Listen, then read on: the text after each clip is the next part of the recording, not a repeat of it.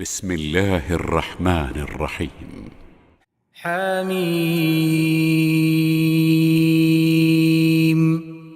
عين سين قاف كذلك يوحي إليك وإلى الذين من قبلك الله العزيز الحكيم له ما في السماوات وما في الأرض وهو العلي العظيم تكاد السماوات يتفطرن من فوقهن والملائكة يسبحون بحمد ربهم ويستغفرون لمن في الأرض ألا إن الله هو الغفور الرحيم. അസ്സലാമു അലൈക്കും വറഹ്മത്തുള്ളാഹി വബറകാതുഹു. ഖുർആൻ പദം 1700 ദിവസത്തിലേക്ക് എല്ലാവരെയും ഹാർദമായി സ്വാഗതം ചെയ്യുന്നു. വിശുദ്ധ ഖുർആനിലെ 42-ാമത്തെ അധ്യായമായ സൂറത്ത് ശൂറയുടെ പഠന പൂർത്തീകരണത്തെ തുടർന്നുള്ള ആദ്യ ദിവസ ചർച്ചയാണിന്ന്. ചർച്ചക്കാരൻ കുറിക്കുന്നതിനായി ആദരണീയനായ ഡോക്ടർ AI വിലായത്തുള്ള സാഹിബിനെ ക്ഷണിക്കുന്നു. അസ്സലാമു അലൈക്കും വറഹ്മത്തുള്ളാഹി വബറകാതുഹു. أعوذ بالله من الشيطان الرجيم. بسم الله الرحمن الرحيم. حميم عين سين قاف كذلك يوحي إليك وإلى الذين من قبلك الله العزيز الحكيم له ما في السماوات وما في الأرض وهو العلي العظيم تكاد السماوات يتفطرن من فوقهن والملائكة يسبحون بحمد ربهم ويستغفرون لمن في الأرض ألا إن الله هو الغفور الرحيم. صدق الله العلي العظيم. സൂറത്ത് ശൂറയിലെ ആദ്യത്തെ 5 ആയത്തുകളാണ് ഞാൻ നിങ്ങളെ കേൾപ്പിച്ചിട്ടുള്ളത്. കഴിഞ്ഞ ദിവസം 83 ആയത്തുകൾ അടങ്ങിയ ഈ സൂറത്തിന്റെ പഠനം നമ്മൾ പൂർത്തിയാക്കുകയുണ്ടായി. അതിനെ തുടർന്ന് ഈ സൂറത്ത് പഠന വിധേയമാക്കുന്ന സന്ദർഭത്തിൽ ഉന്നയിക്കപ്പെട്ട ചോദ്യങ്ങളാണ് നമ്മൾ പരിഗണിക്കുന്നത്. ഒരു 2-3 ദിവസങ്ങൾ ഈ ചോദ്യങ്ങൾക്കായി നമുക്ക് മാറ്റിവെക്കേണ്ടതായി വരും. ഒരു 26 ചോദ്യങ്ങൾ എൻ്റെ മുന്നിലുണ്ട്. അതിൻ്റെ ഔചിത്യവും പ്രസക്തിയും ഒക്കെ അനുസരിച്ച് നമുക്കത് ആ ചോദ്യങ്ങളിലൂടെ അങ്ങ് കടന്നു പോകാം. ആവശ്യമുള്ള പ്രതികരണങ്ങൾ നടത്തുകയും ചെയ്യാം. ഇതിലൊന്നാമത്തെ ഒരു പ്രതികരണം, ഖുർആൻ അള്ളാഹുവിന്റെ വചനങ്ങളാണ് എന്ന് പറയുന്നുവെങ്കിലും ഇതിൽ പലയിടത്തും കാണുന്ന ഭാഷ മൂന്നാമതൊരു വ്യക്തി പറയുന്നത് പോലെയാണ്. ചുരുക്കത്തിൽ ഈ പറയുന്നതൊന്നും അള്ളാഹുവിന്റെ വചനങ്ങളല്ല. അല്ലെങ്കിൽ തന്നെ ഒരു ദൈവം ഇങ്ങനെയൊക്കെ പറയുന്നു. ഇതൊക്കെ ഒരു തൽപര കക്ഷി സ്വന്തം സ്വാർത്ഥ താല്പര്യങ്ങൾ സംരക്ഷിക്കാൻ വേണ്ടി പറയുന്നത് ആണ് എന്നതല്ലേ ശരി എന്നാണ് ചോദ്യം. അതിൽ ചോദ്യം ഈ അവസാനം പറഞ്ഞ സംഗതിയാണ്. ഇത് പറയുന്നതല്ലേ ശരി, സ്വന്തം താല്പര്യം സംരക്ഷിക്കാൻ വേണ്ടി ഏതോ ഒരു വ്യക്തി പറയുന്നതല്ലേ ശരി എന്നതാണ് ചോദ്യം. അപ്പൊ അത് അല്ല ശരി എന്നതാണ് അതിനുള്ള ഉത്തരം. അപ്പോ ഈ വിഷയം നമ്മൾ ഇതുപോലെയുള്ള ചോദ്യങ്ങൾ നിരന്തരമായി ഇവിടെ ഉന്നയിക്കപ്പെട്ടത് കേട്ടിട്ടുള്ളതാണ്. പ്രസക്തമായ ചില പ്രതികരണങ്ങൾ നടത്താം. ഒന്ന്, ഖുർആന്റെ വചനങ്ങൾ എന്ന് നമ്മൾ ഈ സൂറത്ത് ശൂറയുടെ തുടക്കത്തിലുള്ള വചനങ്ങളെ പരാമർശിച്ചുകൊണ്ടാണ് ഈ ചോദ്യങ്ങൾ വരുന്നത്. ആ ദിവസങ്ങളിലാണ് ഇത് ഉന്നയിക്കപ്പെട്ടത്. അപ്പൊ ഇത് അള്ളാഹുവിന്റെ വചനങ്ങളാണ് എന്ന് പറയുന്നുവെങ്കിലും ഇതിൽ പലയിടത്തും കാണുന്ന ഭാഷ മൂന്നാമതൊരു വ്യക്തി പറയുന്നത് പോലെയാണ് എന്നതാണ് അദ്ദേഹം ഉന്നയിച്ച വിഷയം. വിശുദ്ധ ഖുർആൻ 6236 ആയത്തുകൾ അടങ്ങിയ 114 അധ്യായങ്ങളിലായിട്ട് ഉള്ള ക്രമീകരണം, അങ്ങനെ 114 അധ്യായങ്ങളിലായി ക്രമീകരിക്കപ്പെട്ടിട്ടുള്ള ഒരു ദൈവിക വെളിപ്പാടായിട്ടാണ് അത് സ്വയം പരിചയപ്പെടുത്തുന്നത് തന്നെ. അപ്പൊ ഇത് ഏത് രൂപത്തിലാണ് എന്ന് ചോദിച്ചാൽ ഖുർആൻ തന്നെ അതിന് എന്ത് രചനാരൂപമാണ് ഇതിനുള്ളത് എന്നതിന്റെ കാര്യത്തിൽ ഒരു സൂചന നൽകുന്നുണ്ട്. അതെന്താണെന്ന് പറഞ്ഞാൽ അത് ഹദീസാണ്. വിശുദ്ധ ഖുർആൻ എന്താണ്? കവിതയാണോ, കഥയാണോ, ഒരു ലേഖനമാണോ, ഒരു നോവലാണോ, ഒരു ആത്മകഥയാണോ, അല്ലെങ്കിൽ ഒരു ജീവചരിത്രമാണോ, അല്ലെങ്കിൽ ഒരു ചരിത്രകൃതിയാണോ? ഇങ്ങനെയൊക്കെയുള്ള രൂപങ്ങളിലാണല്ലോ മനുഷ്യന്റെ രചനകളുള്ളത്. ഈ വിധത്തിലൊക്കെയുള്ള മനുഷ്യന്റെ രചന ആയിരക്കണക്കിന് ആളുകള് അത്തരം രചനകൾ നിർവഹിക്കുന്നത് നമ്മൾ കാണുന്നുണ്ട്. അവയിൽ തന്നെ പല ഗുണപരമായ വ്യത്യാസവും ശൈലീപരമായ വ്യത്യാസവും ഒക്കെ പലതും കാണാം. പക്ഷെ ലോകത്ത് വിശുദ്ധ ഖുർആന്റെ ശൈലിയിലുള്ള അല്ലെങ്കിൽ രചനാരൂപത്തിലുള്ള മറ്റൊന്ന് ഇന്നുവരെ ആർക്കും രചിക്കാൻ സാധിച്ചിട്ടില്ല. ആരെങ്കിലും രചിച്ചതായിട്ട് ചൂണ്ടിക്കാണിച്ചിട്ടുമില്ല. ഇവിടെ വിശുദ്ധ ഖുർആനെ വേറിട്ട് നിർത്തുന്നത് എന്താണ് എന്നത് പരിശോധിച്ചാൽ ഖുർആൻ തന്നെ സൂചിപ്പിക്കുന്ന അതിന്റെ രൂപം, അത് എന്ത് തരത്തിലുള്ള ഒരു രചനയാണ് എന്ന ഒരു സംഗതിക്കുള്ള ഉത്തരം ഖുർആൻ തന്നെ നൽകുന്നത് അത് ഹദീസാണ് എന്നതാണ്. ഭാഷണമാണ്, ഭാഷണ ശൈലിയിൽ. അതില് അള്ളാഹു സൃഷ്ടിജാലങ്ങളോട് നടത്തുന്ന അല്ലെങ്കിൽ അള്ളാഹു തന്റെ പ്രവാചകനോട് നിർവഹിക്കുന്ന ഭാഷണമുണ്ട്, മനുഷ്യരാശിയോട് ഒന്നാകെയായിട്ട് നടത്തുന്ന ഭാഷണമുണ്ട്. അതുപോലെ ഈ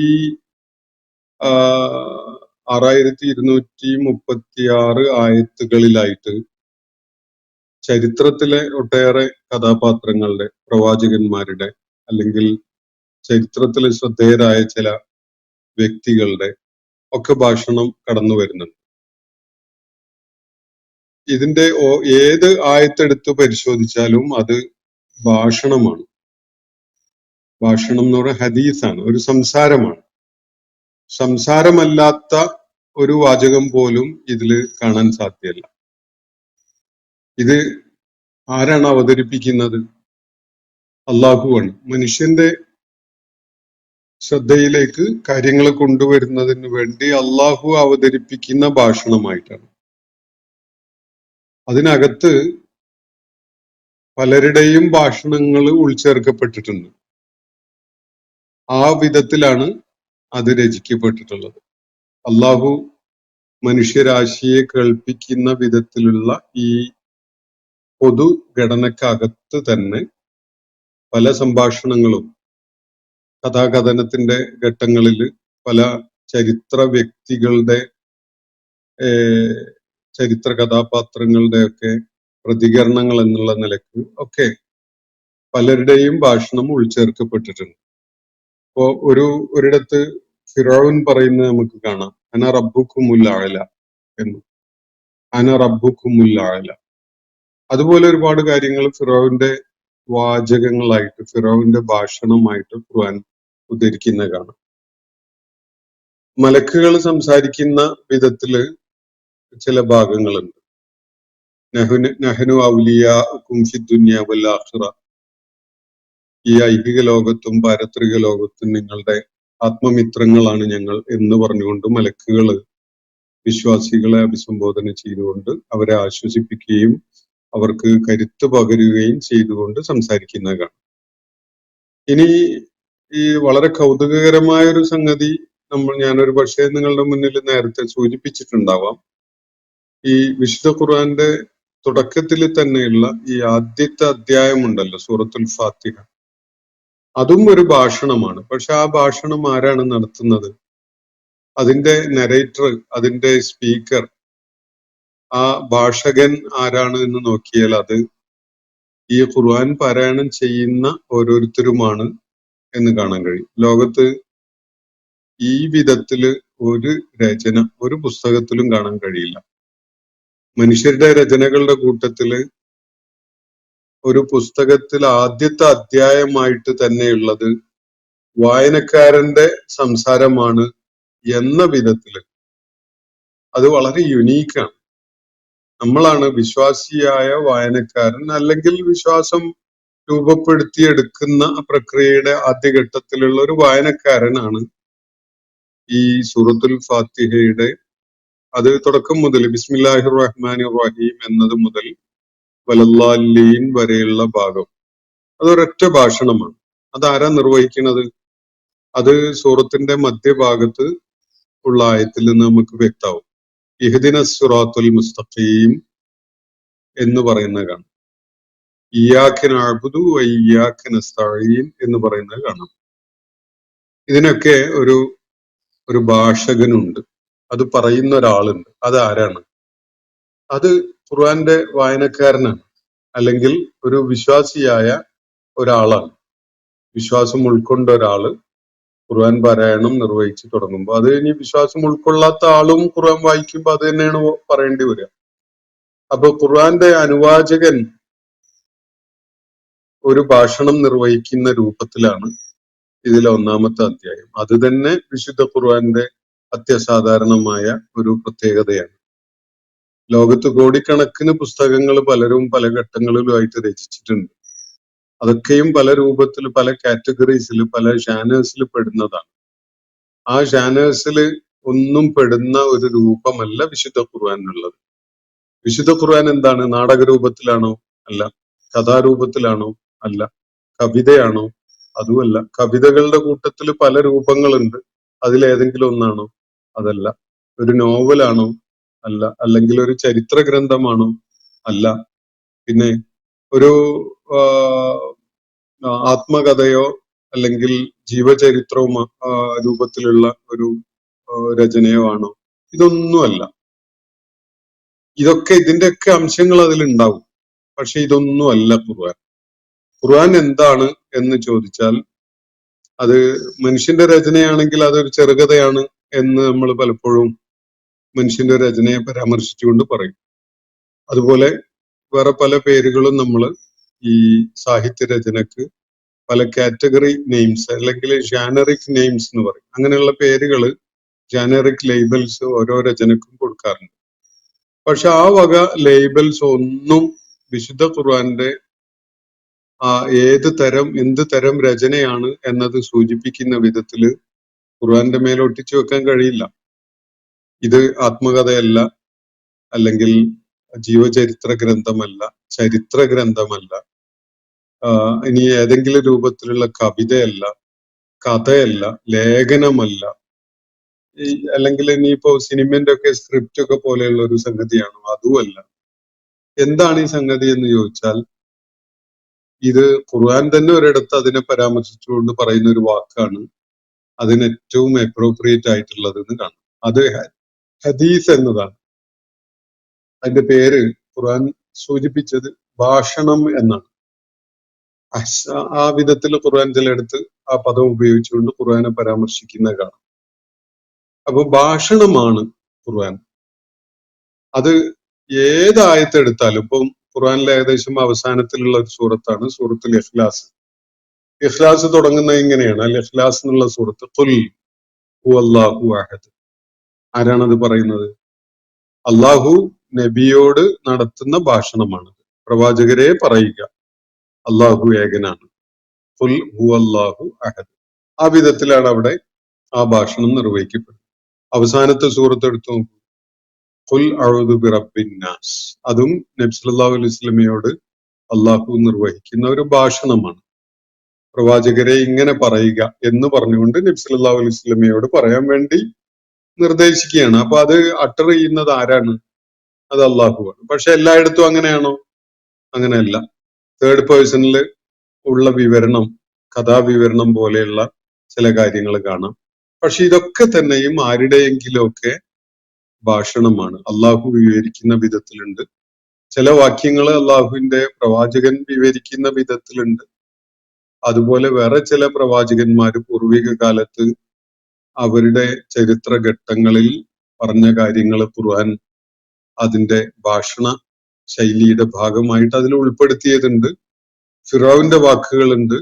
അതുപോലെ പല ആളുകളുടെയും, ഇപ്പോ ഖാറൂനെ പരാമർശിച്ചുകൊണ്ടുള്ള വിവരണമുള്ളിടത്ത് ഖാറൂന്റെ സംസാരം, ഖാറൂന്റെ ആ വരവും പോക്കും ഒക്കെ കണ്ടുകൊണ്ട് ജനങ്ങൾ പറയുന്ന കാര്യം, ഇങ്ങനെയായിട്ട് പലരുടെയുമായിട്ടുള്ള ഭാഷണമാണ് ഇതിൽ അടങ്ങിയിട്ടുള്ളത്. പക്ഷെ ഇതിന്റെ രചന ആരുടേതാണ്? അതാണ് അള്ളാഹുവാണ് അത് നിർവഹിച്ചിരിക്കുന്നത്, അള്ളാഹുവിന്റെ രചനയാണ് എന്ന അതിന്റെ വിശദീകരണം വിശുദ്ധ ഖുർആൻ തന്നെ നൽകുന്നത്. നഹ്നു നസ്സൽന എന്ന് പറഞ്ഞുകൊണ്ട്, നാം അവതരിപ്പിച്ചിരിക്കുന്നു എന്ന് പറഞ്ഞുകൊണ്ട് ഖുർആനെ പരാമർശിച്ചുകൊണ്ട് ഖുർആനിൽ വിവരണം കാണാം. അപ്പൊ ഇത് താനെ അങ്ങ് ഒരു കൂടി ഉണ്ടായതല്ല, അള്ളാഹു മനുഷ്യരാശിക്കായിട്ട് അവതരിപ്പിച്ചിരിക്കുന്നതാണ്. അതിൽ ഉൾച്ചേർക്കപ്പെട്ട ഒരുപാട് ഭാഷണങ്ങളുണ്ട്. പൊതുവായിട്ട് ഇതിന്റെ സ്വഭാവം ഭാഷണം എന്നതാണ്. അതിൽ ഏത് വരി എടുത്ത് പരിശോധിച്ചാലും അതൊരു ഭാഷണമാണ്. ഭാഷണമല്ലാതെ ഒരു ലേഖനത്തിലെ 4 വരി എന്ന നിലക്ക് അതിലൊന്നും കാണില്ല. അല്ലെങ്കിൽ ഈ ആരിലേക്കെങ്കിലും അസോസിയേറ്റ് ചെയ്യിക്കാത്തതായ ഒരു വരി പോലും, ഒരു ആയത്ത് പോലും നമുക്ക് കാണാൻ കഴിയില്ല. ഏത് ആയത്തെടുത്താലും അതൊരു ഭാഷണമാണ്, ഒരു സംസാരമാണ്. സംസാരം, അതില് പലരുടെയും സംസാരങ്ങൾ ഉൾച്ചേർക്കപ്പെട്ടിട്ടുണ്ട്. ഇതാണ് വിശുദ്ധ ഖുർആന്റെ ഘടനാപരമായുള്ള, അതിന്റെ ശൈലീപരമായിട്ടുള്ള ഏറ്റവും ശ്രദ്ധേയമായ ഒരു കാര്യം. ഈ കാര്യം മനസ്സിൽ വെച്ചുകൊണ്ട് നിങ്ങൾ ഈ ചോദ്യം വീണ്ടും പരിഗണിച്ചാൽ ഇതില് എന്താണ് നിങ്ങൾ കാണുന്ന പ്രശ്നം? അള്ളാഹുവിന് മറ്റുള്ളവർ പറയുന്നത് ഈ ഖുർആന്റെ ഭാഗമായിട്ട് ഉൾപ്പെടുത്തുന്നതിന് എന്താ പ്രശ്നം? ചില ചരിത്ര കഥാപാത്രങ്ങളുടെ സംസാരം ഇതിൽ ഉൾപ്പെടുത്തുന്നതിന് എന്ത് ബുദ്ധിമുട്ടുണ്ട്? തന്റെ പ്രവാചകനോട് പറയാൻ പറഞ്ഞുകൊണ്ട് പ്രവാചകൻ പറയുന്ന വിധത്തിൽ ചില കാര്യങ്ങൾ ഇതിൽ ഉൾപ്പെടുത്തുന്നതിന് എന്താണ് തടസ്സം? തന്റെ മാലാഖമാര് മനുഷ്യരുടെ കൂട്ടത്തിൽ ചിലരോട് സംസാരിക്കുന്ന വിധത്തില് ചില കാര്യങ്ങൾ ഇതിൽ ഉൾപ്പെടുത്തുന്നതിന് എന്താണ് പ്രശ്നമുള്ളത്? ഇതാണ് ഖുർആൻ, ഇതാണ് ഖുർആന്റെ ശൈലി. ഇത് അതിന്റെ സാകല്യത്തിൽ നിർവഹിച്ചിരിക്കുന്നത് ആരാണ്? ഇതാണ് നമ്മൾ അള്ളാഹു എന്ന് പറയുന്ന ആ സംഗതി. അല്ലാതെ ഇതില് മറ്റുള്ളവരുടെ വാചകങ്ങളില്ല, ആരുടെയും സംസാരം ഉൾപ്പെടുത്തിയിട്ടില്ല എന്നല്ല. എല്ലാവരുടെയും, പലരുടെയും സംസാരം ഉൾപ്പെടുത്തിയിട്ടുണ്ട് എന്നത് തന്നെയാണ് ഖുർആൻ പറയുന്നത്. അതുകൊണ്ടാണ് അതിനെ ഹദീസ് എന്ന് വിളിക്കുന്നത് തന്നെ. അതില് ഹദീസ് എന്ന വിവരണത്തിൽ പെടാത്ത, അല്ലെങ്കിൽ അതിന് യോജിക്കാത്തതായ ഒരു വരി പോലും, അല്ലെങ്കിൽ ഒരു ആയത്ത് പോലും ഇതില് നിങ്ങൾക്ക് കാണാൻ കഴിയില്ല. ആരുടെയെങ്കിലും ഒക്കെ ഭാഷണമായിട്ടാണ് ഇതിലുള്ള എല്ലാ കാര്യവും തന്നെ. അപ്പോ വിശുദ്ധ ഖുർആൻ എന്താണ്, അത് മുന്നോട്ട് വെക്കുന്ന സന്ദേശം എന്താണ്, എങ്ങനെയാണ് മനുഷ്യരചനകളിൽ നിന്ന് അത് വേറിട്ട് നിൽക്കുന്നത്? ഇത് ദൈവികമായ ഒരു രചനയല്ലാതെ മനുഷ്യന്റെ സർഗാത്മകതയുടെ പ്രകടനമാവുക എന്നത് ഒരിക്കലും സാധ്യമല്ല എന്നത് എങ്ങനെയാണ് ഖുർആൻ അടിസ്ഥാനപ്പെടുത്തിക്കൊണ്ട് നമുക്ക് ബോധ്യപ്പെടുക? തുടങ്ങിയ വിഷയങ്ങളൊക്കെ നമ്മൾ ഈ ഒരു പ്രതലത്തിൽ നിന്നുകൊണ്ട് അതിനെ മനസ്സിലാക്കാൻ ശ്രമിക്കുമ്പോൾ നമുക്ക് കണ്ടെത്താനും മനസ്സിലാക്കാനും ഒക്കെ സാധിക്കും. അപ്പോ മനസ്സില് രൂഢമൂലമായിട്ടുള്ള അവിശ്വാസത്തിൽ നിന്നുകൊണ്ട് അതിനെ നോക്കുമ്പോൾ പലപ്പോഴും അതില് ഇങ്ങനെ അസ്വസ്ഥപ്പെടുത്തുന്ന പല ചോദ്യങ്ങളുമാണ് മനസ്സിലുണ്ടാവുക. ആ ചോദ്യങ്ങളെ ഞാൻ നിരാകരിക്കുന്നൊന്നുമില്ല. അങ്ങനെയുള്ള ചോദ്യങ്ങൾക്ക് തൃപ്തികരമായ ഉത്തരം സ്വയം കണ്ടെത്തുന്ന ഘട്ടത്തിലാണ് ഈ ചോദ്യങ്ങൾ ഉന്നയിക്കുന്ന ആള് വിശുദ്ധ ഖുർആന്റെ മുന്നില് എല്ലാ ആയുധങ്ങളും വെച്ച് കീഴടങ്ങുന്ന, അതിന്റെ സ്രഷ്ടാവായ റബ്ബിന്റെ മുന്നില് സ്വയം സമർപ്പിക്കുന്ന ഒരാളായിട്ട് മാറും. ഇത് സ്വാർത്ഥ താല്പര്യങ്ങളെ സംരക്ഷിക്കാൻ വേണ്ടി ഒരാള് രചിച്ചതാണ് എന്നാണ് ഈ ചോദ്യം ഉന്നയിച്ച ആള് പറയുന്നതെങ്കിൽ, ലോകത്ത് ഇതുപോലെ ഇനിമിറ്റബിൾ ആയിട്ടുള്ള ഒരു രചന ഏതാണുള്ളത്? ഏത് സർഗാത്മക രചനയും ആര് നിർവഹിച്ചാലും അതിന് ഉടനെ തന്നെ ബദലും അനുകരണങ്ങളും അതിനേക്കാൾ മെച്ചപ്പെട്ടതും അതിനേക്കാൾ ഒരുപാട് അത് വ്യത്യസ്തമായി നിലകൊള്ളുന്നതുമൊക്കെയായ പല രചനകളും അതിനെ തുടർന്ന് വരും. പക്ഷെ വിശുദ്ധ ഖുർആൻ ഒരു വെല്ലുവിളി തന്നെ നടത്തിയിട്ട് പോലും പിന്നിട്ട് 1500 വർഷങ്ങൾക്കുള്ളിലായിട്ട് ഈ ഖുർആനെ പോലെയുള്ള ഒരു രചന ഒരാളും നിർവഹിച്ചിട്ടില്ല. ലോകത്ത് പകരമായി അല്ലെങ്കിൽ അനുകരണമായി മറ്റൊരു രചനയില്ലാത്ത വിധത്തിൽ യുണീക്കായി നിൽക്കുന്ന മനുഷ്യന്റെ രചന ഏതാണുള്ളത്? ഒന്നും ഉണ്ടാവില്ല. മനുഷ്യന്റെ രചന യുണീക്കായിട്ട് ലോകത്ത് ഇന്നേ വരെ ഈ ഒരു കാറ്റഗറിയിലുള്ള രചന നടത്തിയത് ഞാൻ മാത്രമാണ് എന്ന് പറയാൻ കഴിയുന്ന ഒരു എഴുത്തുകാരനും ഇല്ല. അപ്പോ ആത്മകഥാ രചന തുടങ്ങിയിട്ട് ഒരുപാട് കാലമൊന്നും ആയിട്ടില്ല, കുറഞ്ഞ നൂറ്റാണ്ടുകളെ ആയിട്ടുള്ളൂ. പക്ഷെ അതിന് തുടക്കമിട്ടപ്പോ ഇംഗ്ലീഷിലൊക്കെ അങ്ങനെയുള്ള രചനകൾ തുടങ്ങിയതിന് ശേഷം പിന്നെ തുടരെ ധാരാളം ആളുകൾ അങ്ങനെയുള്ള രചനകൾ നടത്തുകയാണ്. ഇതേപോലെയാണ് എല്ലാ സാഹിത്യ രൂപങ്ങളുടെയും അവസ്ഥ. ഒരാള് തുടക്കമിട്ടിട്ടുണ്ടാവും, പക്ഷെ പിന്നീട് പലരും അതിനെ തുടർന്ന് അതേപോലെയുള്ള രചന നടത്തിയിട്ട് ആദ്യത്തെ രചന നടത്തിയ ആളെക്കാളൊക്കെ ഒരുപാട് മെച്ചപ്പെട്ട രചനകളുമായിട്ടാണ് പിന്നീട് പലരും ആ വിഭാഗത്തിൽ രംഗത്ത് വരുന്നത്. ഇതാണ് മനുഷ്യന്റെ രചനാ ചരിത്രം തന്നെ. അതുകൊണ്ട് ഇതൊക്കെ ഉൾക്കൊള്ളാനും മനസ്സിലാക്കാനും ഒക്കെ ഉള്ള ഹക്ക് മനസ്സിലാക്കാനും അന്വേഷിച്ച് കണ്ടെത്താനും ഒക്കെ ഉള്ള ഒരു മനസ്സാണ് നമ്മളെ സംബന്ധിച്ചിടത്തോളം ആവശ്യമായിട്ടുള്ളത്. അത് കൈമുതലായിട്ടുണ്ടെങ്കിൽ ഈ ഇത്തരം ചോദ്യങ്ങൾക്കുള്ള ഉത്തരം നമുക്ക് തൃപ്തി നൽകുന്ന വിധത്തിൽ നമുക്ക് തന്നെ കണ്ടെത്താൻ സാധിക്കും. അപ്പോൾ അടുത്ത ചോദ്യത്തിലേക്ക് നീങ്ങുകയാണ്.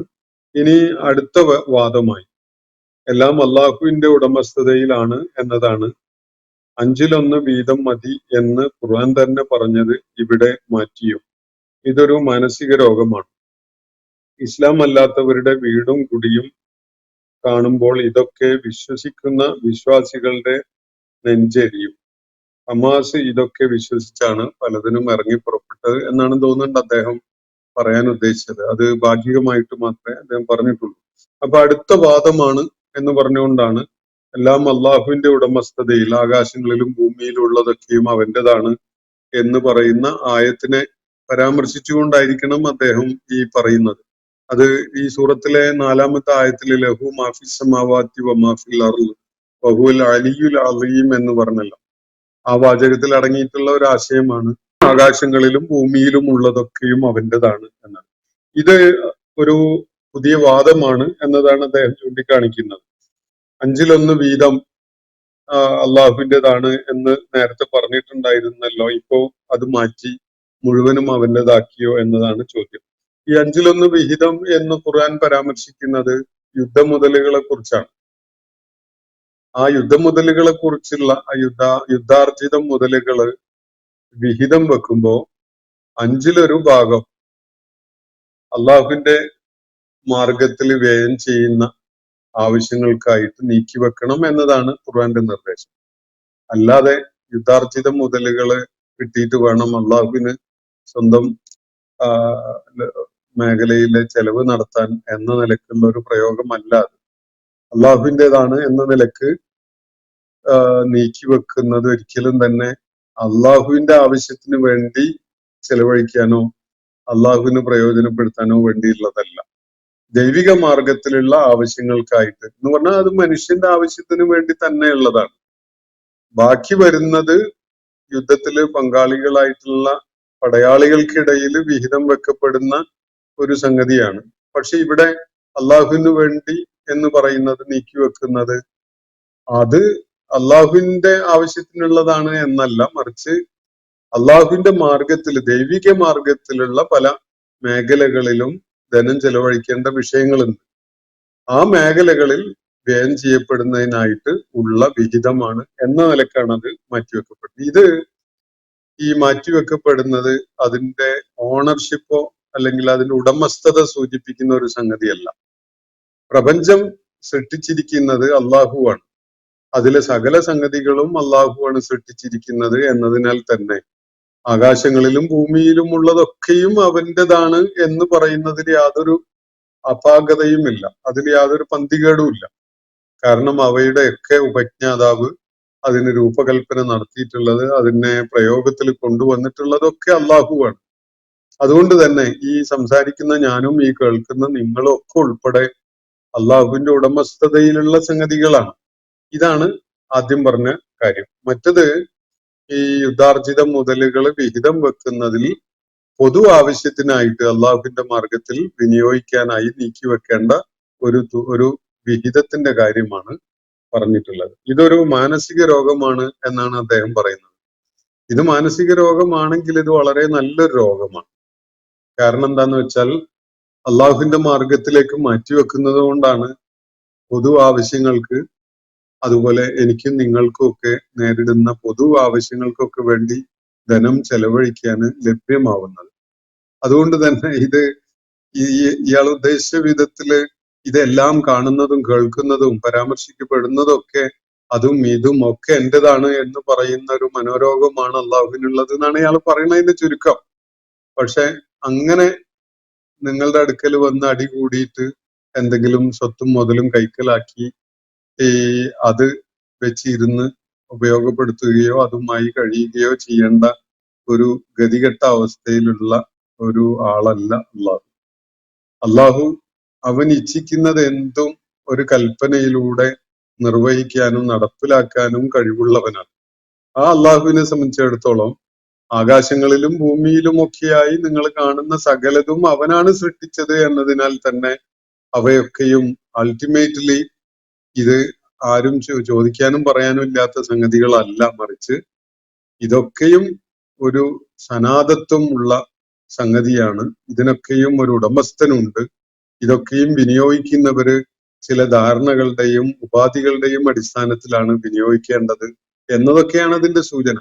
നിങ്ങള് വൃക്ഷത്തിൽ നിന്ന് കായ്കനികൾ പറിച്ച് കഴിക്കുമ്പോൾ, അല്ലെങ്കിൽ മത്സ്യവും മാംസവും ഒക്കെ പ്രയോജനപ്പെടുത്തുമ്പോ ഇതൊക്കെയും നിങ്ങൾക്കായി ഒരുക്കി തന്ന അള്ളാഹുവിന്റെ ഒരു ഇച്ഛയും തൃപ്തിയും അക്കാര്യങ്ങളിൽ പരിഗണിക്കുക എന്നൊരാവശ്യം, ഒരു നിബന്ധന അള്ളാഹു വെച്ചിട്ടുണ്ട്. അതില് അനുവദനീയമായതുണ്ട്, അനുവദിക്കാത്തതുണ്ട്. അതുപോലെ നിങ്ങൾ മറ്റുള്ളവർക്ക് വിഹിതം കൊടുക്കേണ്ടതായ സംഗതികളുണ്ട്. ഇങ്ങനെ പല നിബന്ധനകളും അള്ളാഹു വെച്ചതുണ്ട്. ആ കാര്യങ്ങൾ പരിഗണിക്കുക എന്നത് അള്ളാഹുവിനെ വിധേയപ്പെടാൻ സന്നദ്ധരായ ആളുകൾ തീർച്ചയായിട്ടും പാലിക്കേണ്ട കാര്യങ്ങളാണ്.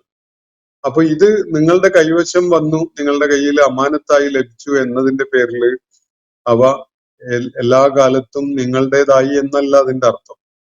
അത് താൽക്കാലികമായിട്ട് നിങ്ങളുടെ കയ്യിൽ അള്ളാഹു ഒരു അമാനത്തായി ഏൽപ്പിക്കുന്നു. ചില നിബന്ധനകളോടെ നിങ്ങൾക്കത് പ്രയോജനപ്പെടുത്താം എന്നേ അതിനർത്ഥമുള്ളൂ. അപ്പൊ ഇത് ഇസ്ലാം അല്ലാത്തവരുടെ വീടും കുടിയും കാണുമ്പോൾ ഇതൊക്കെ വിശ്വസിക്കുന്ന വിശ്വാസികളുടെ നെഞ്ചെരിയും എന്നാണ് ഇയാൾ പറയുന്നത്. വിശ്വാസികൾ അവിശ്വാസികളുടെ വീടും കുടിയും ഒക്കെ കണ്ടിട്ട് നെഞ്ചെരിയണ ഒരു ചരിത്രം നിങ്ങൾ എവിടെയും കണ്ടിട്ടുണ്ടോ? അത് വളരെ വിചിത്രമായ ഒരു നിരീക്ഷണമാണ്. എന്തായാലും ഈ അവിശ്വാസികളുടെ വീടും കുടിയും മാത്രമല്ല, അവിശ്വാസികൾ തന്നെയും അള്ളാഹുവിൻ്റെതാണ്. വീടും കുടിയും മാത്രമല്ല, അവര് തന്നെയും അള്ളാഹുവിന്റെ ഉടമസ്ഥതയിലുള്ള സൃഷ്ടികളാണ്. അപ്പോ അതിനൊക്കെയും തന്നെ ദൈവികമായ ചില വ്യവസ്ഥകളും കാര്യങ്ങളും ഒക്കെ അവന് വെച്ചിട്ടുണ്ട്. പിന്നെ ഇത് നെഞ്ചെരിയാന് അള്ളാഹുവിന്റെ ലോകം അത്രയും ശുഷ്കമായ സാധ്യതകൾ ഉള്ളതാണ് എന്നാണ് ഇയാൾ കരുതുന്നത്. അവിശ്വാസികളുടെ വീടും കുടിയും അല്ലെ അവരുടെ സമ്പത്തും കാണുമ്പോൾ പലപ്പോഴും ചരിത്രത്തിലുടനീളം നമുക്ക് കാണാൻ കഴിയുന്നത് മറിച്ചാണ്. ഇപ്പോ ഡൊണാൾഡ് ട്രംപ് അദ്ദേഹം 1978 87 മറ്റോ ഒരു ഇന്റർവ്യൂവിൽ പറയുന്ന കാര്യം കഴിഞ്ഞ ദിവസം ഒരു വീഡിയോയില് ഞാൻ കാണുകയുണ്ടായി. അതിലയാള് പറയുന്നത് ഇറാന്റെ അധീനതയിലുള്ള ഒരു ദ്വീപ് നമുക്ക് പിടിച്ചെടുക്കണം, അതിനു വേണ്ടി നമുക്കൊരു യുദ്ധം ചെയ്യാം, അത് നമുക്കാണ് കൂടുതൽ നല്ലത്. അവിടെ എണ്ണ സമ്പത്തുണ്ട്, അത് നമുക്ക് കൈയടക്കി പിടിച്ചെടുത്ത് നമ്മളുടെ അധീനതയിലാക്കി വെക്കണം. അപ്പോ ഇന്റർവ്യൂ ചെയ്യുന്ന ആള് ചോദിക്കുന്നുണ്ട്, എങ്ങനെയാണ്, എന്തിനു വേണ്ടിയാണ് യുദ്ധം, ആരാണ് യുദ്ധം ചെയ്യുക തുടങ്ങിയിട്ടുള്ള ചോദ്യങ്ങൾ. അയാൾ പറഞ്ഞു, നമുക്കൊരു യുദ്ധം ചെയ്യാം, നമുക്കതങ്ങ് പിടിച്ചെടുക്കാം, എന്നിട്ട് നമ്മുടെ കയ്യിൽ സൂക്ഷിക്കാം, പിടിച്ചു വെക്കാം. ഇങ്ങനെയൊക്കെ ചിന്തിക്കുന്ന ഡൊണാൾഡ് ട്രംപുമാര് ലോകത്ത് ഇസ്ലാമിന്റെ അനുയായികളായിട്ടുണ്ടാവില്ല. ഇസ്ലാമിന് യുദ്ധത്തിന് വളരെ മഹനീയമായ ലക്ഷ്യങ്ങളെ ഉണ്ടാവുള്ളൂ. ഇതുപോലെ മറ്റുള്ളവര് പ്രയോജനപ്പെടുത്തുന്ന അവരുടെ ആവാസ വ്യവസ്ഥയിലുള്ള സമ്പത്ത് പിടിച്ചെടുക്കുക എന്നത്, അല്ലെങ്കിൽ അത്തരം മേഖലകളെ കൈയടക്കി അവരെ അതിൽ നിന്ന് ആട്ടിപ്പായിപ്പിക്കുക എന്നത് ഇസ്ലാമിന്റെ യുദ്ധ ലക്ഷ്യമേ അല്ല. ഒരു സമൂഹത്തിന്റെ ആത്മപ്രതിരോധം എന്നുള്ള നിലക്കാണ് ഇസ്ലാം ഒന്നാമതായി യുദ്ധത്തിന് അനുമതി നൽകുന്നത്. രണ്ടാമത്തത് മർദ്ദിതരായിട്ട് കഴിയുന്ന അള്ളാഹുവിന്റെ മാർഗത്തിലേക്ക് കടന്നു വരാനുള്ള സ്വാതന്ത്ര്യം ഇല്ലാത്ത വിധത്തില് അടിച്ചമർത്തപ്പെടുന്ന ആളുകളുടെ വിമോചനത്തിന് വേണ്ടിയുള്ള പോരാട്ടമാണ്. ഇതൊന്നും തന്നെ അവരുടെ സമ്പത്ത് പിടിച്ചടക്കാനോ അല്ലെങ്കിൽ അവരുടെ വീടും കുടിയും ഒക്കെ സ്വന്താക്കാനോ വേണ്ടിയുള്ള ഒരു ഏർപ്പാടേ. പക്ഷെ യുദ്ധത്തിന്റെ സ്വാഭാവികതയില് പല മുതലുകളും യുദ്ധാർജിത മുതലുകളും ഇപ്പൊ മുസ്ലിങ്ങള് വിജയിക്കുമ്പോൾ മുസ്ലിങ്ങളുടെ കയ്യിൽ വരും, ശത്രുക്കളാണ് വിജയിക്കുന്നതെങ്കിൽ അവരുടെ കയ്യിൽ വരും. അതിന് ചില തീരുമാനങ്ങൾ ഉണ്ടാവുക എന്നത് ഇസ്ലാം വ്യവസ്ഥപ്പെടുത്തിയിട്ടുണ്ട്. അല്ലാതെ ഏതെങ്കിലും ഒരു സമൂഹത്തിന്റെ സ്വത്ത് പിടിച്ചടക്കാൻ, അവരുടെ ഇപ്പോ പെട്രോൾ പോലെയുള്ള സ്രോതസ്സുകൾ പിടിച്ചടക്കാൻ വേണ്ടി ഇസ്ലാം യുദ്ധം അനുവദിച്ചിട്ടില്ല എന്നത് പ്രത്യേകമായിട്ട് മനസ്സിലാക്കേണ്ട ഒരു കാര്യമാണ്. അപ്പോ നെഞ്ചരിയുന്നത് യഥാർത്ഥത്തിൽ മുസ്ലിങ്ങളുടെ കാര്യത്തിലല്ല, ഈ വിശ്വാസമുള്ള ആളുകളുടെ കാര്യത്തിലല്ല. ഈ ഹമാസ് ഇതൊക്കെ വിശ്വസിച്ചാണ് പുറപ്പെടുന്നതെന്ന് പറയുമ്പോൾ ഇയാൾക്ക് ഹമാസിനെ കുറിച്ചോ ഫലസ്തീന്റെ പിന്നിട്ട കാലത്തെ കുറിച്ചോ അവര് ഏത് വിധത്തിൽ കുടിയിറക്കപ്പെട്ടവരായി മാറി എന്നതിനെ കുറിച്ചോ ഒരു ധാരണയും ഇല്ലാത്ത ഒരാളാണ് എന്നേ നമുക്ക് മനസ്സിലാക്കാൻ കഴിയുള്ളൂ. ഹമാസ് പോരാടുന്നത് അവരുടെ നിലനിൽപ്പിന് വേണ്ടിയാണ്, ഫലസ്തീനികളുടെ നിലനിൽപ്പിന് വേണ്ടിയാണ്. അവിടെ അക്രമപരമായി കടന്നു വന്ന് ആ നാട് കൈയടക്കിയവർക്ക് എതിരിലുള്ള പോരാട്ടമാണ് അവര് നടത്തുന്നത്. അത് മനസ്സിലാക്കാൻ ഒരു പ്രാഥമികമായ ഒരു കോമൺ സെൻസ് മാത്രമേ ആവശ്യമുള്ളൂ. മറ്റൊരു ചോദ്യം, ആകാശം തകർന്നു വീഴുന്ന ഒന്നല്ല എന്ന് അന്ന് അറിയാമായിരുന്നില്ല, അതുകൊണ്ടല്ലേ ആകാശം തകർന്നു വീഴും എന്ന ഈ ഭയം എന്നാണ്. തക്കാദു സമാവാത്തു യതഫത്തർന മിൻ ഫൗഖിഹിന്ന എന്ന് തുടങ്ങുന്ന ഈ സൂറത്ത് ഷൂറയിലെ 5-ാമത്തെ ആയത്തിനെ പരാമർശിച്ചുകൊണ്ടായിരിക്കണം അദ്ദേഹം ഈ ചോദ്യം ഉന്നയിച്ചിട്ടുള്ളത്. ആകാശം തകർന്നു വീഴുക എന്ന ഖുർആന്റെ പരാമർശം അത് അവതരിച്ച കാലത്ത് കേട്ട ആളുകൾക്ക് ഒരു പക്ഷേ ആകാശത്തിന്റെ മുകളിൽ നമ്മൾ കാണുന്ന നീലപ്പരപ്പ് അങ്ങനെ പൊട്ടിപ്പിളർന്ന് കഷ്ണങ്ങളായി അടർന്നു വീഴും എന്ന് ഒരു പക്ഷേ ആദ്യ തലമുറയിൽ അത് കേട്ട ആളുകൾ കരുതിയിട്ടൊക്കെ ഉണ്ടാവാം. അത് സ്വാഭാവികമാണ്, അതിന് സാധ്യതയുണ്ട്. കാരണം ആകാശം എന്നതിനെ കുറിച്ചുള്ള മനുഷ്യന്റെ അന്നത്തെ ധാരണ വളരെ പരിമിതമാണ്. പക്ഷെ ആ ജനങ്ങളെ വെച്ചുകൊണ്ട് പുലർത്തിയിരുന്ന ആ ധാരണയാണ് സത്യം എന്ന് ഖുർആൻ എവിടെയും ഒരു സൂചനയും നൽകിയിട്ടില്ല. ആകാശത്തിന് ഖുർആൻ ഉപയോഗിച്ച പദം പോലും സമാ എന്നതും അതിന്റെ ബഹുവചനമായ സമാവാത്ത് എന്നതുമാണ്. എന്ന് പറഞ്ഞാൽ ഉയരങ്ങളാണ്. അപ്പോ ഈ പ്രപഞ്ച സാകല്യത്തിന്റെ ഈ നമുക്ക് കണക്കാക്കാൻ പോലും കഴിഞ്ഞിട്ടില്ലാത്ത ഈ ഉയരങ്ങളുടെ ഘടനാപരമായിട്ടുള്ള ഒരു സംവിധാനമുണ്ട്. അത് താറുമാറാകുന്ന കാര്യത്തെക്കുറിച്ചാണ്. അപ്പോ സ്വാഭാവികമായിട്ടും പല ഗോളങ്ങളും അടർന്നു വീഴുകയോ പൊട്ടിപ്പൊളിയുകയോ തകർന്നു പോവുകയോ ഒക്കെ ചെയ്യാനിടയുണ്ട്. സ്വാഭാവികമായിട്ടും അതിന്റെ ചില ഭാഗങ്ങള് അംശങ്ങള് ഭൂമിയിലും പതിക്കാം, മറ്റു ഗോളങ്ങളിലൊക്കെ ചെന്ന് പതിക്കാനും ഇടയുണ്ട്. ഇങ്ങനെയൊക്കെയുള്ള സാധ്യതകള് ഈ പ്രപഞ്ച ഘടനയിൽ ഉണ്ട്. ഇത് സ്വാഭാവികമായിട്ടും ആകാശം തകർന്നു വീഴുക, അടർന്നു പൊട്ടിപ്പൊളിഞ്ഞു വീഴുക എന്നൊക്കെ പറയുന്ന ഖുർആന്റെ പ്രയോഗം നിങ്ങൾ മുകളിൽ തല ഉയർത്തി നോക്കുമ്പോൾ കാണുന്ന നീല മേലാപ്പ് അടർന്നു വീഴുക എന്നാണ് എന്ന് നിങ്ങൾ സങ്കല്പിക്കുന്നതെങ്കിൽ അത് നിങ്ങളുടെ തെറ്റായ മനസ്സിലാക്കലാണ്. നിങ്ങൾ മാത്രമല്ല, ഖുർആൻ അവതരിച്ച കാലത്ത് ലക്ഷക്കണക്കിന് ആളുകൾ അങ്ങനെയൊക്കെ തന്നെ ആയിരിക്കും വിചാരിച്ചിട്ടുണ്ടാവുക. പക്ഷെ ഖുർആൻ പറഞ്ഞ കാര്യം അതല്ല. ഖുർആൻ പറഞ്ഞ കാര്യം അതിനുപയോഗിച്ച വാക്കുകളൊക്കെ സൂക്ഷ്മമായി വിലയിരുത്തുമ്പോൾ നമ്മള് പ്രപഞ്ചത്തെക്കുറിച്ച് ആകാശത്തെക്കുറിച്ച് ഒക്കെ മെച്ചപ്പെട്ട ധാരണകൾ ഉണ്ടായി വരുമ്പോൾ ആ ധാരണകളെ പൂർണ്ണമായും അംഗീകരിക്കുകയും ഉൾക്കൊള്ളുകയും ചെയ്യുന്ന വിധത്തില് അതിന് പറ്റുന്ന വിധത്തിലുള്ള ഭാഷാപരമായ പ്രയോഗങ്ങളാണ് ഖുർആനിലുള്ളത് എന്നത് മനസ്സിലാക്കുമ്പോഴാണ് ഖുർആൻ ആ കാലഘട്ടത്തിലെ ഒരു മനുഷ്യന്റെ രചന ആയിരുന്നില്ല. മനുഷ്യന്റെ രചനയായിരുന്നെങ്കിൽ അത് ഈ വക അബദ്ധ ധാരണകളൊക്കെ അതിൽ കടന്നു കയറുമായിരുന്നു എന്നത് മനസ്സിലാവുക. മനുഷ്യന്റെ ധാരണയുടെ അടിസ്ഥാനത്തിലുള്ള രചനയല്ല ഖുർആൻ. ഈ പ്രപഞ്ചത്തെക്കുറിച്ച് അതിന്റെ സ്രഷ്ടാവ് മുന്നോട്ട് വെക്കുന്ന കാര്യങ്ങളാണ് ഈ ഖുർആന്റെ അടിത്തറയായിട്ട് നമുക്ക് കാണാൻ സാധിക്കുക.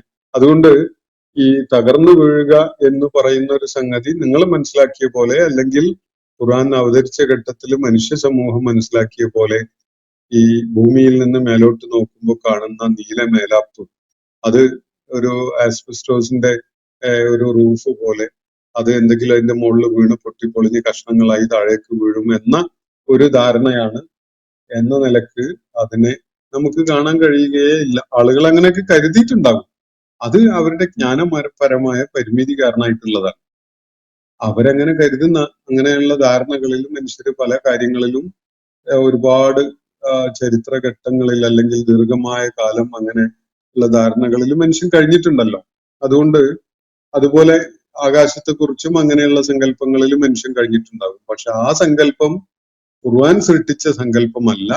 ഖുർആന്റെ സൂചനകള് അങ്ങനെയുള്ള സങ്കല്പങ്ങൾക്കൊന്നും ഇടം കൊടുക്കുന്ന വിധത്തിലുള്ളതല്ല എന്നതാണ് വസ്തുത. അപ്പോ മറ്റൊന്ന് ചിന്മയ ഉന്നയിച്ചിരിക്കുന്ന ഒരു ചോദ്യം, എല്ലാ ജീവജാലങ്ങളും മനുഷ്യരെ പോലെ തന്നെ, വ്യത്യാസം ഒന്നും കാണാൻ കഴിയുന്നില്ല, അവയും തമ്മിലടിക്കുന്ന ഗ്രൂപ്പുകളാണ്. അള്ളാഹുവിനെ ഒരു ജീവജാലവും അള്ളാഹുവിനെ പ്രാർത്ഥിക്കുന്നില്ല എന്നാണ് അദ്ദേഹം പറയുന്നത്. ഇത് മനുഷ്യന്റെ തികഞ്ഞ അജ്ഞത വെളിപ്പെടുത്തുന്ന ഒരു നിരീക്ഷണമാണ്. ജീവജാലങ്ങള് എല്ലാം മനുഷ്യരെ പോലെയാണ്. മനുഷ്യരോട് തുലനം ചെയ്യാവുന്ന പല പ്രത്യേകതകളും ജീവജാലങ്ങൾക്കുള്ള കാര്യം ഖുർആൻ തന്നെ സൂചിപ്പിക്കുന്നുണ്ട്. അവ നിങ്ങളെപ്പോലെയുള്ള സമൂഹങ്ങളാണ് എന്ന് ഖുർആൻ പരാമർശിക്കുന്നുണ്ട് ജീവജാലങ്ങളെ കുറിച്ച്. അപ്പോ സാമൂഹ്യമായി ജീവിക്കുന്ന സമൂഹങ്ങളാണ് ഈ ജീവിവർഗങ്ങൾ എന്ന നിലക്കുള്ള സൂചന ഖുർആൻ നൽകുന്നത് നമുക്ക് മനസ്സിലാക്കാം. പക്ഷെ അവ മനുഷ്യരെ പോലെയുള്ള ജീവജാലങ്ങളാണ് എന്ന ഒരു ധാരണ, അത് പ്രത്യേകിച്ച് മനുഷ്യന്റെ ജീവിത ധർമ്മ നിർവഹണവും ഒക്കെയായി ബന്ധപ്പെട്ടുകൊണ്ട് അത് തെറ്റായ ഒരു കാര്യമാണ് നമ്മുടെ മനസ്സിൽ രൂപപ്പെടുത്തുക. ശ്രദ്ധേയമായ ചില വ്യത്യാസങ്ങള് മനുഷ്യരും ജീവിവർഗങ്ങളും തമ്മിലുണ്ട്. ഒന്ന്, മനുഷ്യന് അവന്റെ വഴി തിരഞ്ഞെടുക്കാനുള്ള ഒരു സ്വാതന്ത്ര്യം നൽകപ്പെട്ട അവസ്ഥയുണ്ട്. അതുകൊണ്ടാണ് മനുഷ്യരൊക്കെ തന്നെയും വളരെ വ്യത്യസ്തമായ വിധത്തിലുള്ള ആശയഗതിക്കാരായി മാറുന്നതും ആ ആശയഗതിയെ അടിസ്ഥാനപ്പെടുത്തിക്കൊണ്ടുള്ള ജീവിത രീതികൾ പിന്തുടർന്നതൊക്കെ. പക്ഷെ ജീവജാലങ്ങൾ അങ്ങനെയല്ല. ജീവജാലങ്ങൾ ഒരു പ്രത്യേകമായ ക്രമീകരണത്തിനകത്താണ് നിലകൊള്ളുന്നത് എന്നത് അതിന്റെ കോമൺ ഫീച്ചേഴ്സ് നമുക്ക് വിലയിരുത്തിയാലും മനസ്സിലാക്കാൻ സാധിക്കും. അവയൊന്നും തന്നെ ദൈവികമായി അവക്ക് നൽകപ്പെട്ടിട്ടുള്ള ഒരു വ്യവസ്ഥയെ ലംഘിച്ചുകൊണ്ട് ജീവിക്കുന്ന സ്വഭാവം കാണിക്കുന്നില്ല. മനുഷ്യൻ അങ്ങനെയല്ല. മനുഷ്യന് ദൈവിക വ്യവസ്ഥയെ ലംഘിക്കാനും വെല്ലുവിളിക്കാനും ധിക്കരിക്കാനും ഒക്കെ കഴിയുന്ന ഒരു പ്രകൃതമുണ്ട് എന്നതാണ് സത്യം. അപ്പോ ജീവജാലങ്ങൾ തമ്മിലടിക്കുന്നത് അവയുടെ ഒരുപക്ഷെ അവരുടെ ശാരീരികമായ ശക്തി പ്രകടിപ്പിക്കുന്ന സ്വഭാവത്തില്, അല്ലെങ്കിൽ വേട്ടയാടുന്ന അവരുടെ ആഹാരം സമ്പാദിക്കുന്നതിന് വേണ്ടിയുള്ള ശ്രമങ്ങള് ഒക്കെ ആയിട്ടുള്ള തമ്മിലടിക്കലൊക്കെ നമ്മൾ കാണുന്നുണ്ടാവും. പക്ഷെ മനുഷ്യര് ചെയ്യുന്നത് പോലെയുള്ള യുദ്ധങ്ങളോ അല്ലെങ്കിൽ ഈ സമ്പത്ത് ദീർഘകാലത്തേക്ക് കൈയടക്കാൻ വേണ്ടിയൊക്കെയുള്ള ശ്രമത്തിന്റെ ഭാഗമായിട്ട് ഉള്ള പോരാട്ടങ്ങളോ അല്ലെങ്കിൽ നാട് വെട്ടിപ്പിടിക്കുന്ന സംഗതികളോ ഇതുപോലെയുള്ളതൊന്നും ജീവജാലങ്ങളിൽ നമ്മൾ കാണുന്നില്ല. അത് അവരുടെ ദൈനംദിന ആവശ്യങ്ങൾക്ക് വേണ്ടിയുള്ള പ്രയത്നങ്ങൾ അവര് നിർവഹിച്ചുകൊണ്ടിരിക്കുന്നത് കാണാം. അത് വളരെ പരിമിതമായി പ്രോഗ്രാം ചെയ്യപ്പെട്ട ചില സംഗതികളാണ്, സ്പീഷീസ് ആണ് എന്നത് അവയെ നിരീക്ഷിച്ചാൽ നമുക്ക് മനസ്സിലാവും. മനുഷ്യന്റെ പ്രവർത്തനങ്ങള് ഈ ജീവജാലങ്ങളുടേതിൽ നിന്ന് വളരെ വ്യത്യസ്തമാണ്. ഇനി മാത്രമല്ല നമുക്ക് കാണാൻ കഴിയുന്നത് ഈ ജീവജാലങ്ങൾക്കൊക്കെ വേണ്ടിയുള്ള ഇടപെടൽ നടത്താൻ കഴിയുന്ന ഒരേ ഒരു ജീവി മനുഷ്യനാണ്. ഈ വന്യമൃഗങ്ങളായാലും അതുപോലെ മനുഷ്യനുമായി ഇണങ്ങിച്ചേരുന്ന ജീവജാലങ്ങളും ഒക്കെ ആയാലും ഇവയുടെയൊക്കെ ആവാസ വ്യവസ്ഥയിൽ ഇടപെടാനും ഗുണപരമായോ ദോഷം ഉണ്ടാകുന്ന വിധത്തിലോ ഒക്കെ പല ക്രമീകരണങ്ങൾ നടത്താനും ഒക്കെ കഴിയുന്ന സാധ്യതയുള്ളത് മനുഷ്യനാണ്.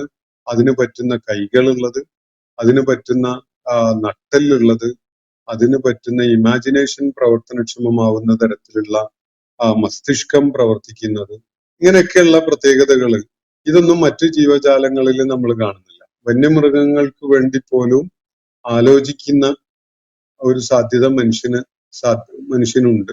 പക്ഷെ ഒരു വന്യമൃഗത്തെയും മനുഷ്യന് വേണ്ടി ഒരു വീടുണ്ടാക്കുന്ന കാര്യമോ മനുഷ്യന് ഒരു ആവാസ വ്യവസ്ഥ ഒരുക്കുന്ന കാര്യമോ ഒന്നും ആലോചിക്കുന്നത് നമ്മൾ കാണുന്നില്ല. അപ്പോൾ പരിമിതമാണ് അവയുടെ റോള്. മനുഷ്യന്റെ വളരെ വ്യത്യസ്തമാണ്. വിശുദ്ധ ഖുർആൻ മനുഷ്യനെ പരിചയപ്പെടുത്തിയിട്ടുള്ളത് അള്ളാഹുവിന്റെ പ്രതിനിധി എന്നുള്ള നിലക്കാണ്. ഭൂമിയിലെ അള്ളാഹുവിന്റെ ഖലീഫയായിട്ടാണ്. ഈ ഖലീഫ എന്ന പദത്തിന്റെ അർത്ഥ സൂചനകളുടെ ഭാഗമായിട്ട് നമുക്ക് ഈ ഇടപെടലുകളൊക്കെ കാണാൻ കഴിയും. അത് മനുഷ്യന് വേണമെങ്കിൽ ഭൂമിയിലും കരയിലും കടലിലും ആകാശത്തിലും ഒക്കെ ഗംഭീരമായ ഒരു വ്യവസ്ഥ, അത് വളരെ ശാന്തിയും സമാധാനവും ഒക്കെ നിലനിൽക്കുന്ന വിധത്തിലുള്ള ഒരു വ്യവസ്ഥ ഉണ്ടാക്കാം. അതല്ലെങ്കിൽ ഖുർആൻ സൂചിപ്പിക്കുന്ന പോലെ കരയിലും കടലിലും ഒക്കെ വലിയ കുഴപ്പമുണ്ടാകുന്ന വിധത്തിൽ ദഹറൽ ഫസാദു ഫിൽ ബർരി വൽ ബഹർ ബിമാ കസബത് ഐദിൻ നാസ്, മനുഷ്യകരങ്ങളുടെ പ്രവർത്തനങ്ങൾ കാരണമായി കരയിലും കടലിലും ഒക്കെ വലിയ കുഴപ്പങ്ങൾ പൊട്ടിപ്പുറപ്പെട്ടിരിക്കുന്നു എന്ന് ഖുർആൻ സൂചിപ്പിക്കുന്നുണ്ട്. നമ്മളത് കാണുന്നുണ്ട് നമ്മുടെ കൺമുന്നിൽ ഇപ്പോൾ.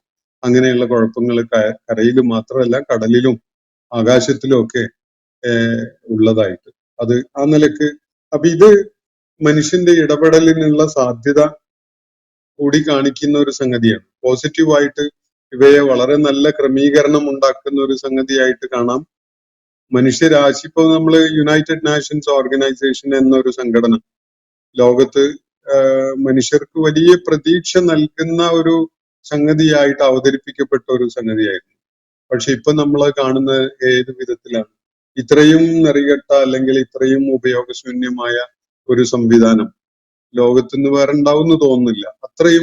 ലോകത്ത് അത്രയും വലിയ അക്രമങ്ങൾ അരങ്ങേറുമ്പോഴും നോക്കുകുത്തിയായി നിൽക്കുന്ന ഒരു കാഴ്ചയാണ്. കാരണം അതിന്റെ രൂപകൽപ്പനയിൽ തന്നെ അതിനെ നോക്കുകുത്തിയാക്കുന്ന വിധത്തിലുള്ള ചില സംഗതികൾ കോൺസ്റ്റിറ്റ്യൂഷണൽ ആയിട്ട് ഉൾപ്പെടുത്തപ്പെട്ടിട്ടുണ്ടായിരുന്നു.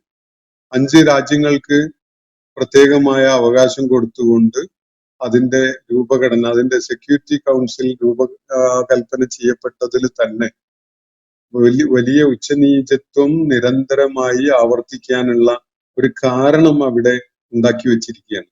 അതുകൊണ്ട് അവരിൽ ആരെങ്കിലും ഒരാൾ വീറ്റോ ചെയ്താൽ അതിന്റെ പൊതുസഭ എടുക്കുന്ന തീരുമാനം അത് നിർവീര്യമാകുന്നു എന്നതാണ് അതിന്റെ ഒരു പ്രത്യേകത. അപ്പൊ ഇന്ന് നമ്മൾ കാണുന്നത് അതിന്റെ ഏറ്റവും വലിയ ദുരന്തമാണ്. അപ്പോ ഇതൊക്കെയും തന്നെ മനുഷ്യന്റെ ഇടപെടല് സാധ്യതകൾ കാണിക്കുന്നതാണ്. മനുഷ്യന് ഗുണപരമായിട്ട് ഇടപെടൽ നടത്താൻ കഴിയും, ദോഷം ഉണ്ടാക്കുന്ന വിധത്തിലും ഇടപെടാൻ സാധിക്കും. ഇതൊന്നും ജീവജാലങ്ങൾക്ക് കഴിയുന്ന കാര്യമേ അല്ല. അപ്പോ ജീവി വർഗങ്ങളിൽപ്പെട്ടവയും മനുഷ്യരും ഒരുപോലെയാണ് എന്ന് കരുതുന്നത് ഒരു വളരെ വലിയ അബദ്ധമായിട്ടാണ് വിശുദ്ധ ഖുർആന്റെ വെളിച്ചത്തിൽ കാര്യങ്ങളെ വിലയിരുത്തുന്ന ഒരാൾക്ക് ബോധ്യപ്പെടുക.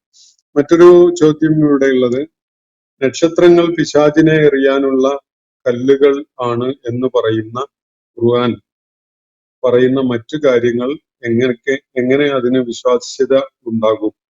സ്വർഗനരക വർണ്ണനകൾ തികച്ചും അവിശ്വസനീയമായതാണ് എന്നാണ് അദ്ദേഹം പറയുന്നത്. നമുക്ക് അറിയാത്ത കാര്യങ്ങളെ കുറിച്ചാണ് നമ്മൾ ഈ പറഞ്ഞുകൊണ്ടിരിക്കുന്നത്. യഥാർത്ഥത്തില് നക്ഷത്രങ്ങളെ പിശാചിനെ എറിയാനുള്ള കല്ലുകൾ ഈ നമ്മളുടെ ഈ സിസ്റ്റത്തില് കോസ്മിക് ഓർഡറിൽ പല പ്രതിഭാസങ്ങളും ഉണ്ട്, നമുക്ക് കൃത്യമായ ധാരണയില്ലാത്ത. ഇപ്പോ കോമറ്റുകൾ, വാൽനക്ഷത്രങ്ങൾ എന്ന പേരിൽ അറിയപ്പെടുന്ന, അതുപോലെ ഉൽക്കകള്, അതുപോലെ പല സംഗതികളും ഈ പ്രപഞ്ചത്തില് പ്രവർത്തനക്ഷമമാണ്. ഈ ഉൽക്കകൾ വർഷിക്കപ്പെടുമ്പോ അല്ലെങ്കിൽ വാൽനക്ഷത്രങ്ങളുടെ ചലനം, ഈ ഫാളിംഗ് സ്റ്റാർ നീങ്ങുമ്പോ നമ്മൾ പ്രത്യക്ഷത്തിൽ നമ്മുടെ നിരീക്ഷണത്തിൽ പെടുന്ന കാര്യങ്ങൾ മാത്രമാണ് അതില് നമ്മൾ മനസ്സിലാക്കുന്നത്. പക്ഷെ നമ്മളെല്ലാം കണ്ടു കഴിഞ്ഞു, നമ്മളെല്ലാം വിലയിരുത്തി കഴിഞ്ഞു. നമുക്ക് വിലയിരുത്താൻ കഴിയുന്നതിനപ്പുറത്ത് അവയിലൊന്നും ഒരു നിഗൂഢതയും അടങ്ങിയിട്ടില്ല എന്ന് പറയാൻ മാത്രമുള്ള ജ്ഞാനികളായിട്ട് നമ്മൾ മാറിയിട്ടുണ്ടോ? അതോ നമ്മുടെ കയ്യിലുള്ള വളരെ പരിമിതമായ അറിവ് വെച്ചുകൊണ്ട് നമ്മൾ ധാർഷ്ട്യത്തോടു കൂടി സംസാരിക്കുകയാണോ എന്നതാണ് പരിശോധിക്കപ്പെടേണ്ട ഒരു കാര്യം. വിശുദ്ധ ഖുർആനില് നക്ഷത്രങ്ങള് ഈ പിശാചുക്കളുടെ കട്ടുകേൾക്കലിന് അങ്ങനെയുള്ള പരിശ്രമങ്ങൾ ഉണ്ടാകുമ്പോൾ നക്ഷത്രങ്ങൾ അവയെ പിന്തുടരും എന്ന സൂചനയുണ്ട്. അത് നിഷേധിക്കാൻ കഴിയുന്ന വിധത്തില് എന്ത് അറിവാണ് ഈ നക്ഷത്രങ്ങളെ കുറിച്ചൊക്കെ നമ്മുടെ കയ്യിലുള്ളത്? വളരെ പരിമിതമായിട്ട് മാത്രമേ മനുഷ്യന് ഇതിന്റെ ഈ പ്രവർത്തന രഹസ്യങ്ങളെ കുറിച്ച്, ഉദാഹരണത്തിന് കോടിക്കണക്കിന് ഗോളങ്ങൾ ഈ പ്രപഞ്ചത്തിലുണ്ട്. ഓരോന്നിന്റെയും ഈ പ്രാപഞ്ചിക വ്യവസ്ഥയിലുള്ള ധർമ്മം എന്താണ് എന്നത് എനിക്കോ നിങ്ങൾക്കോ അറിയോ? അവിടെ ജീവജാലങ്ങൾ വസിക്കുന്നുണ്ടോ ഇല്ലേ എന്ന് നമുക്കറിയോ? ജീവിക്കാൻ ആവശ്യമായ സാഹചര്യം അവിടെ ഉണ്ടോ? ജീവവായു ഉണ്ടോ?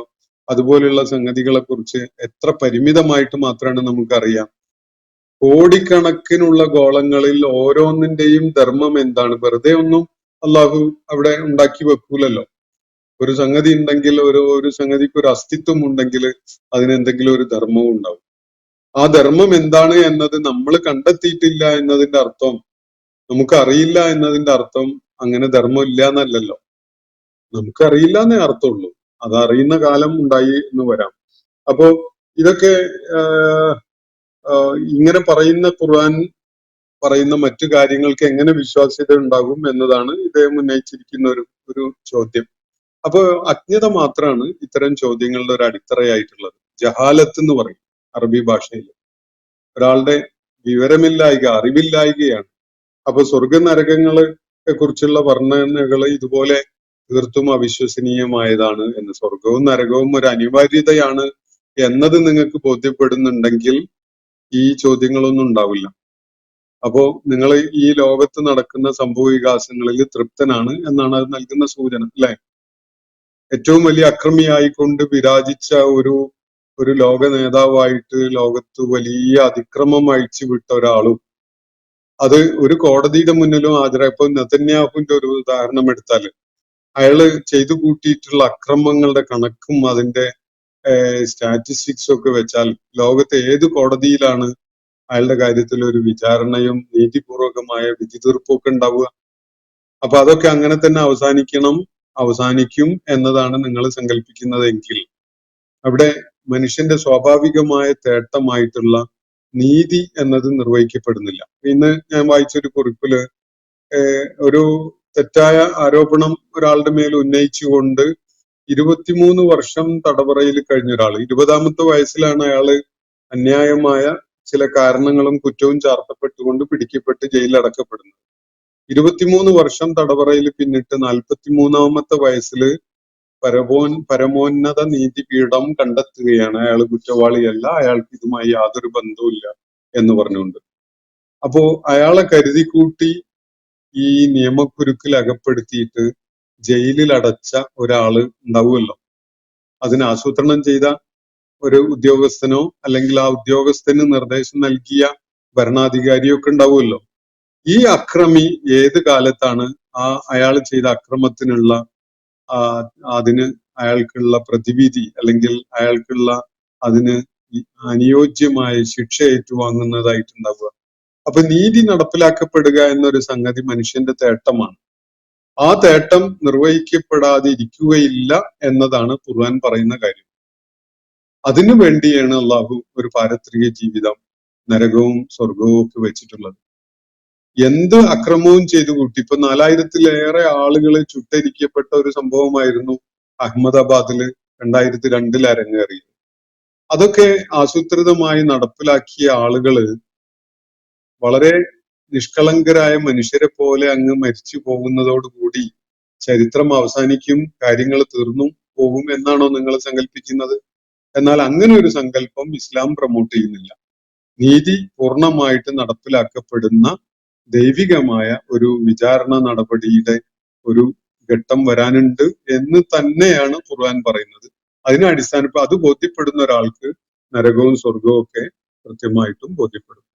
മറ്റൊരു ചോദ്യം, ഞാൻ ഇന്നത്തെ സെഷൻ ഇതോടെ അവസാനിപ്പിക്കുകയാണ്.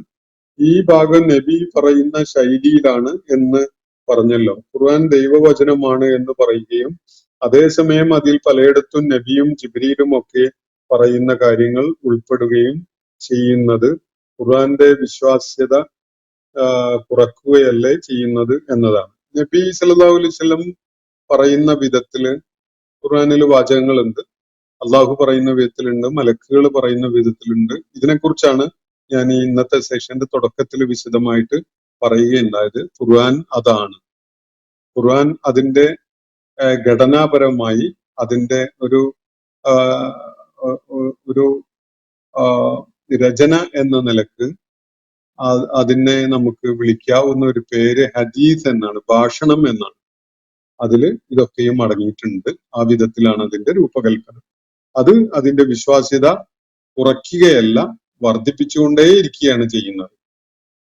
അതാണ് അത് സൂക്ഷ്മമായിട്ട് വിലയിരുത്തുന്നവർക്ക് ബോധ്യപ്പെടുന്ന കാര്യം. അതിനിടയ്ക്കൊരു നിരീക്ഷണം ഉണ്ടായിരുന്നു.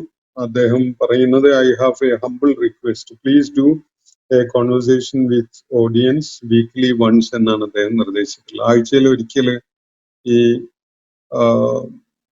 ഇതിൽ പങ്കെടുക്കുന്ന ആളുകളോട് സംസാരിക്കുന്ന അല്ലെങ്കിൽ അവരെ കേൾക്കുന്ന ഒരു സംഗതി ആസൂത്രണം ചെയ്തുകൂടെ എന്ന് ഉള്ള ഒരു നിർദ്ദേശമാണ്. യഥാർത്ഥത്തിൽ അതിന്റെ ഒരുപാട് പരിമിതികളുണ്ട്. അതുകൊണ്ടാണ് നമുക്ക് ഈ ഇങ്ങനെ ഒരു രീതി സ്വീകരിക്കേണ്ടി വന്നിട്ടുള്ളത്. ഞാൻ കഴിഞ്ഞ ദിവസമായി ചൂണ്ടിക്കാണിക്കുകയുണ്ടായി. ആഴ്ചയിൽ ഒരു ദിവസം അത് മാറ്റിവെക്കുന്നത് വേണമെങ്കിൽ അങ്ങനെ പരീക്ഷിക്കുന്നതിന് കുഴപ്പമൊന്നുമില്ല. അത് വേണമെങ്കിൽ ആലോചിക്കാവുന്നതാണ്. ആഴ്ചയിൽ ഒരു ദിവസം അങ്ങനെ കൂടുതൽ പേർക്ക് അങ്ങനെ ഒരു താല്പര്യം ഉണ്ടെങ്കിൽ അതിന് തടസ്സമൊന്നുമില്ല. പക്ഷെ അത് ഒരുപാട് സങ്കീർണതകൾക്ക് കാരണമാകും എന്നൊരു തോന്നൽ എനിക്കുണ്ട്. അത് കാരണം അതില് സംസാരത്തിനും ഇടപെടലിനും ഒക്കെയുള്ള ഈ നമ്മൾ ഉപയോഗപ്പെടുത്തുന്ന ഈ പ്ലാറ്റ്ഫോമിന്റെ ചില പരിമിതികൾ കാരണമായിട്ടാണ് അതങ്ങനെ അനന്തമായിട്ട് പല തർക്കങ്ങളിലേക്കും അങ്ങനെ നീണ്ടുപോകും. നമുക്ക് ഈ വേദിയിൽ എപ്പോഴൊക്കെ ആരൊക്കെ കയറി വരും, ആരൊക്കെ ഇറങ്ങി പോകുന്നൊന്നും പറയാൻ പറ്റൂല. ചില വലിയ ചോദ്യങ്ങൾക്ക് തുടക്കം ഇട്ടിട്ട് അവരങ്ങ് മുങ്ങും. പിന്നെ അവരെ ഉത്തരം പറയുന്നത് കേൾക്കാനൊന്നും അവരുണ്ടാവില്ല. അങ്ങനെയൊക്കെയുള്ള ഒരു സ്വഭാവം അതിനുണ്ട് എന്നതിനാല് അങ്ങനെ ഒരു രീതി സ്വീകരിക്കാതിരുന്നത് മാത്രമാണ്. അപ്പൊ ഇന്നത്തെ സെഷൻ ഇവിടെ അവസാനിപ്പിക്കുകയാണ്. ഈ ബാക്കിയുള്ള ചോദ്യങ്ങൾ തുടർന്നുള്ള ദിവസങ്ങളിൽ നമുക്ക് പരിഗണിക്കാം. അല്ലാഹു നമ്മെ എല്ലാവരെയും അനുഗ്രഹിക്കുമാറാവട്ടെ. വാഖിറു ദഅ്വാന അനിൽ ഹംദുലില്ലാഹി റബ്ബിൽ ആലമീൻ. അസ്സലാമു അലൈക്കും വറഹ്മത്തുള്ളാഹി വബറകാതുഹു. ഇന്നത്തെ ഖുർആൻ പദം ഇവിടെ സമാപിക്കുന്നു. ഖുർആൻ പഠനത്തിൽ പങ്കെടുത്ത എല്ലാവർക്കും അല്ലാഹു അർഹമായ പ്രതിഫലം നൽകി അനുഗ്രഹിക്കട്ടെ. വആഖിറു ദഅ്വാന അനിൽ ഹംദുലില്ലാഹി റബ്ബിൽ ആലമീൻ. അസ്സലാമു അലൈക്കും വറഹ്മത്തുള്ളാഹി വബറകാതുഹു.